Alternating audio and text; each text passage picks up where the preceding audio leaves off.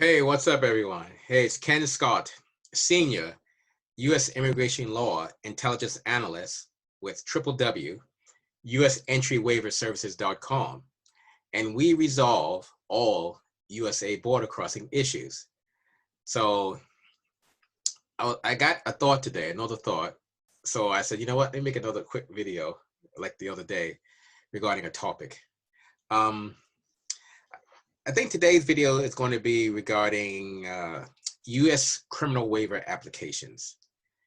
Now, a U.S. criminal waiver application is the same thing as a U.S. entry waiver, but basically a U.S. criminal waiver application is what you may have to file if you have a certain conviction that makes you inadmissible to the USA, or like in the video from the other day, if you have a certain event where you just admitted to committing the elements of an actual crime, you need a waiver.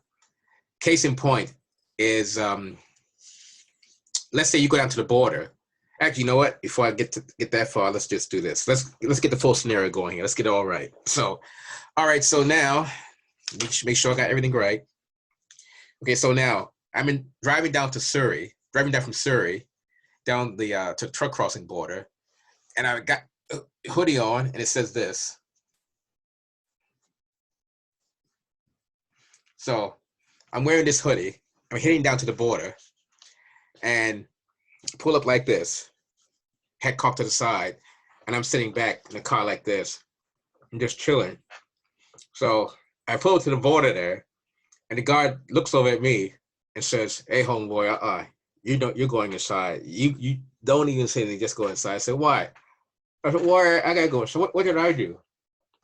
You know, is it just a race thing? Why are you making me go? Why I have to go inside? What did I do? And he says, so I'm sitting in the car talking to the guard, and I just go like this. He says, what do you have in your hand? "Oh, sir, it's a cigarette. It's tobacco." And he says, "You know what, sir, you go inside right now." So, all right, what did I do? So he goes inside. Well, I have to go inside, yada, yada. So he asks a series of questions and say, "Where do you work?" I said, "Oh, well, sir, right now I'm a laborer. Okay. Have you ever been charged with anything?" "Well, yeah, I think I was charged in Surrey, sir, with PPT, but I was never convicted because I was innocent." Mm-hmm. What kind of PPT? I said, "I don't know, sir. I don't know what the computer says. I didn't do anything, but I had to charge. It might have been a PPT charge for marijuana. I don't remember." Yeah, and okay. "And what did you have in your hand? You came down." "I had a cigarette. Here, check it out. You can." So, check it out. So, well, where is it? So, I don't know. I think I lost it. I don't know. The guy says, okay. So then the guys ask me questions. "Well, how often do you smoke?" I said, "Sir, how often do I smoke? What do you mean, do I smoke?" "Well, yeah, how often do you smoke?" "Sir, I have no clue what you're even talking about."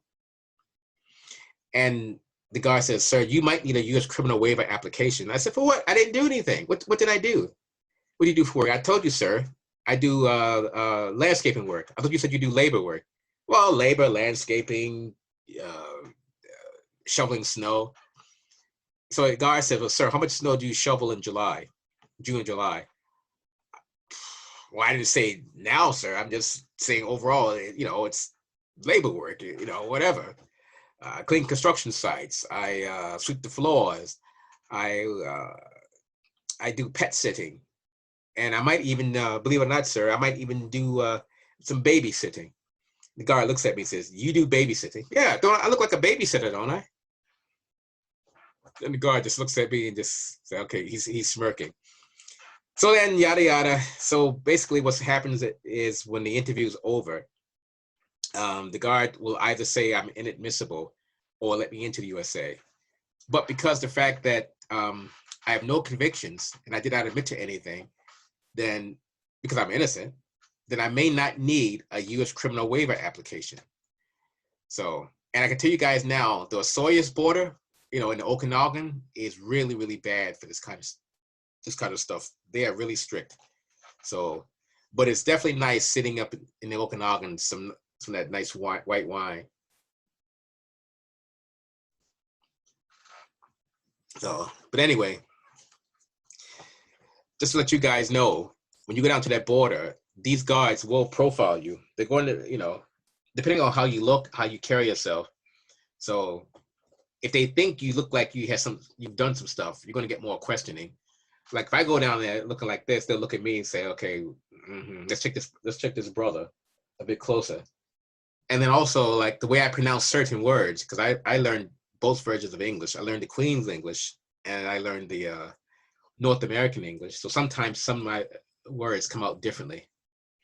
That also raises a red flag. They say, because like the wording, like for example, I called the certain border around Manitoba the other day just to see if they're taking waiver packets, and I found it online. And when I see to me, it's spelled like P's in Paul.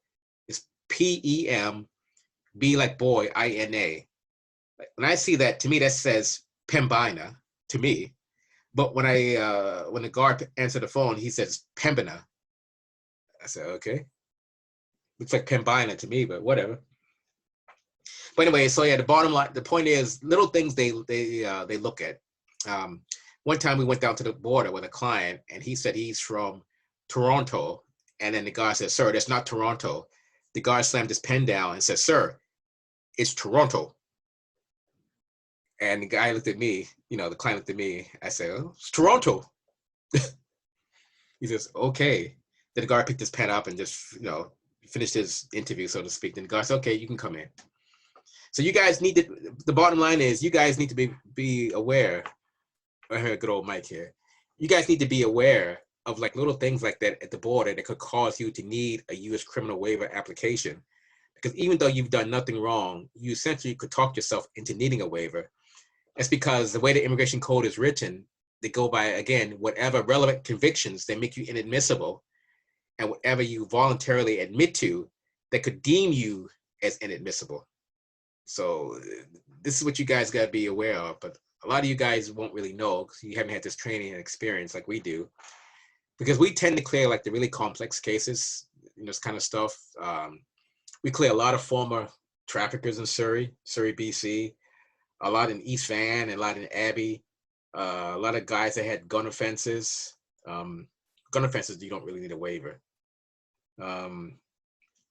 People who are accused of or convicted of kidnapping, forcible confinement, assault with weapons, assault causing bodily harm, assaulting police, home invasions. But if you're accused of that, a lot of that stuff, you don't need a waiver anyway if you're not convicted. And a lot of the guys we had that weren't really convicted, they've been accused of it, meaning charged, but they weren't convicted because they're innocent. So there's nothing you guys got to be aware of. Whatever you do in your life is fine, but you better make sure you've got good, strong counsel behind you, because if you don't have good, strong counsel, good, strong lawyer behind you, that's the difference between a conviction and getting your charges withdrawn or walking. So, I'm not telling you guys what to do. I'm not telling you guys to do things that's, wrong, but I'm telling you, you need to have your ASS covered, whatever you're doing in your life. If you think you're engaging in behavior that's not, how can I say it, not up and up, or may raise an eyebrow to you, number one, you probably should not be doing it. And number two, if you happen to have done it, you better make sure your ASS is totally covered. If not, you are in trouble. So, but again, a lot of times you don't necessarily need a waiver just if you're charged only, just if you're convicted. So again, some of these waiver companies, they will tell you what you want to hear to get paid. Quite often when you call them up, the first thing they're going to ask you, they're going to ask for a deposit or a credit card.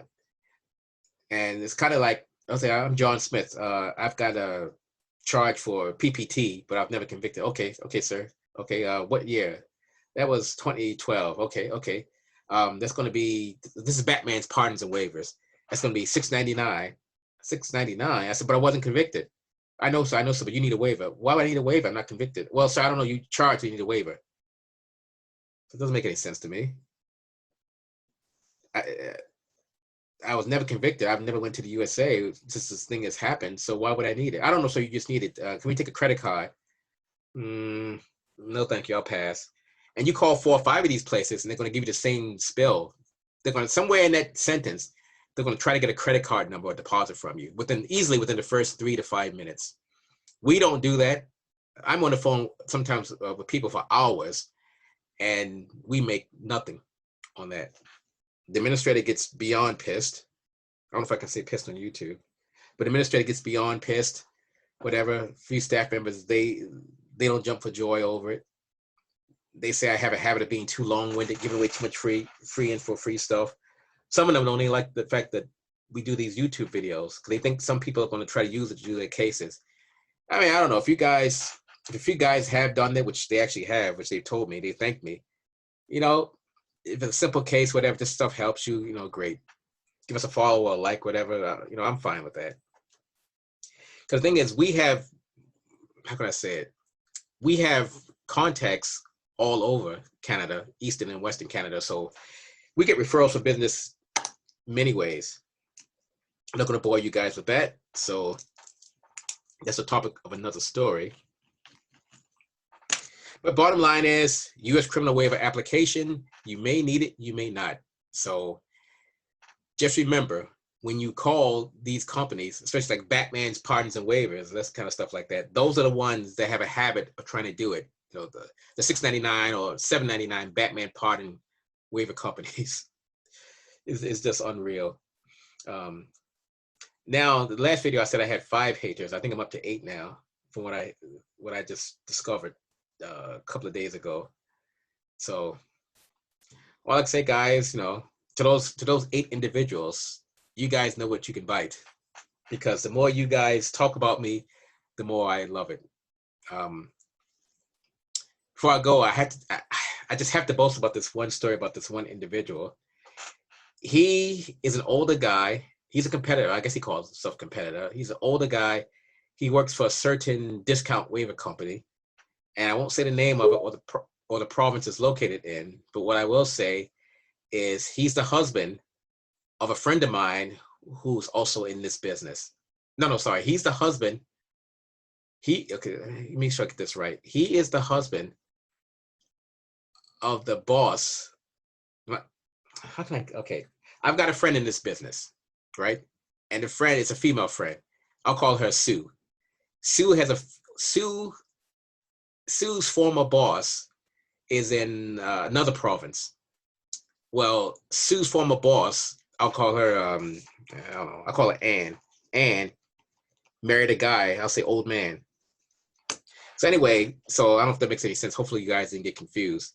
So anyway, so old man, he put some stuff online about us, and he didn't realize he was giving us publicity. So I called him up and I said, hey, you know, thank you for what you did. I said, because of what you put online, you have no idea what you've done for us, what you've done for me. I said, sir, you've done so much that I have to call you and thank you. I said, if it wasn't for you, we wouldn't have gotten to this point.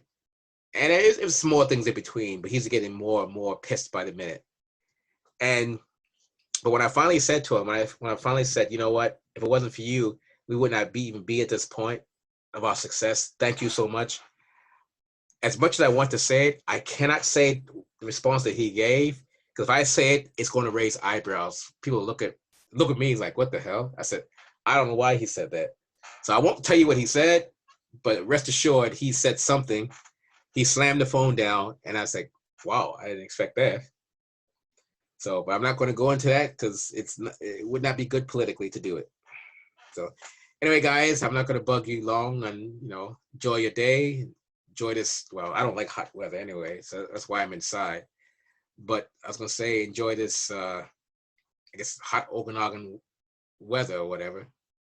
But anyway, so it's Ken Scott, Senior, U.S. Immigration Law Intelligence Analyst with US Entry Waiver Services.com, 1-888-908-3841 or 604-332-9213. So again, like I always say, and in the words of my Vulcan colleague, live long and prosper.